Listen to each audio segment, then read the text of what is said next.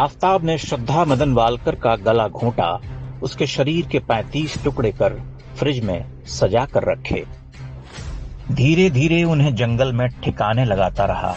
आज हाथ के टुकड़े, कल पांव के टुकड़े, परसों गर्दन और शीश। इस तरह से वह अपनी प्रेमिका को बड़े प्यार से, कोमलता के साथ अंतिम यात्रा पर ले जाता रहा। लेकिन क्या हुआ? यह कोई बड़ी बात है? यह तो सहज स्वाभाविक प्रक्रिया है।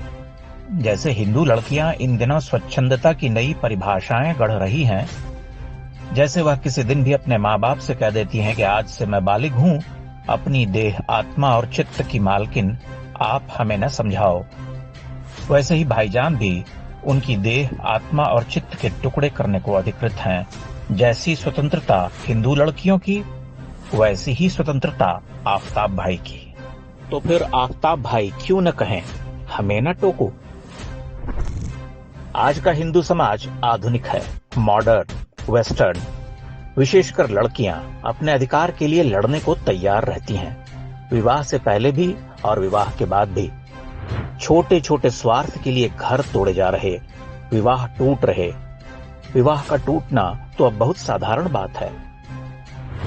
लड़कियों के माता पिता भी अपनी परियों के लिए सजग हो उठे हैं। बेटी को ससुराल में कोई कष्ट न हो, किसी की कोई बात सुनना न पड़े, वह अलग रहे। संतानोत्पत्ति उसकी इच्छा से हो, न भी हो तो चलेगा। बच्चे तो बंधन है, कैरियर में बाधा बनते हैं। बूढ़े सास ससुर तो स्वीकार्य ही नहीं है। अपनी इच्छा पूर्ति सर्वोपरि है। उसी इच्छा पूर्ति के लिए बाप से कहा कि मेरे रास्ते से हट जाओ पापा। पापा क्या करते? हट गए।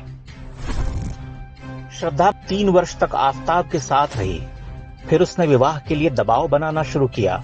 आफताब बुझ गया, अमावस्या छा गई। श्रद्धा का काम तमाम हो गया। आगे की कथा आप जानते ही हैं। ऐसी कितनी ही श्रद्धाओं को चिता भी नहीं मिल सकी।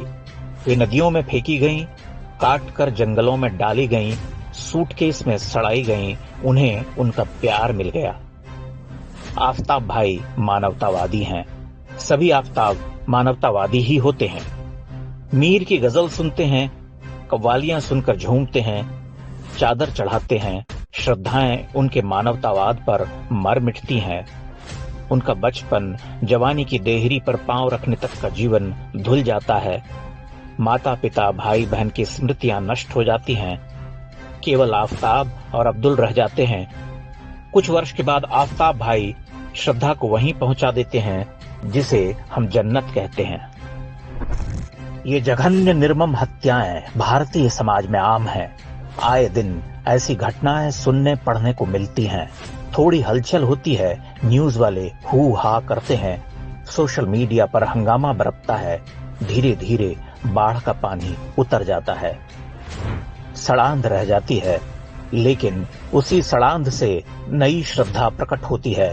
कहती है, प्यार बांटते चलो, प्यार बांटते चलो, न हिंदू न मुसलमान, हम सब हैं भाई भाई।